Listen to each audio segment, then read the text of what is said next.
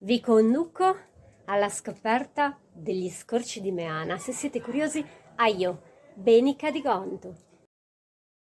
Guardate che carino questo scorcio. In tutte le balconate di questa casa ci sono delle composizioni floreali, il bellissimo abito tradizionale di Meana, quello femminile con una bambina, con quello di una bambina, quello maschile di spalle. La gradinata al suo interno è piena di composizioni floreali e così tutta la via.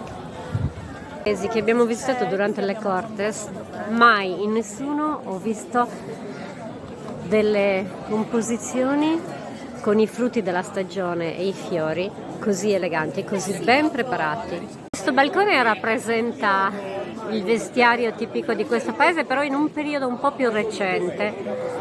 In questo caso ci sono stesi nei fili un corsetto, due gonne plissettate, uno scialle e una signora con l'abito tradizionale, ma appunto un po' più recente del classico abito con il broccato. Scorci di Meana. Guardate che carino questo angolino, in tutta la sua semplicità, dove il tempo sembra essersi fermato. In questa via invece ci sono tanti abiti tradizionali. Questa è una signora che tiene in braccio un bimbetto e questo è l'abitino di una bambina. Questo è un abito più recente, è molto simpatico, ghindato con un piccolo strumento musicale. Quest'altro indossa un abito in velluto e ha un organetto in mano, naturalmente tutte ricostruzioni, e poi un altro completo femminile. La chiamiamo la via degli abiti. Questo è il corredino dei neonati, una sottoveste e un ugiponi tutto spacciao. Guardate quanto è vecchio.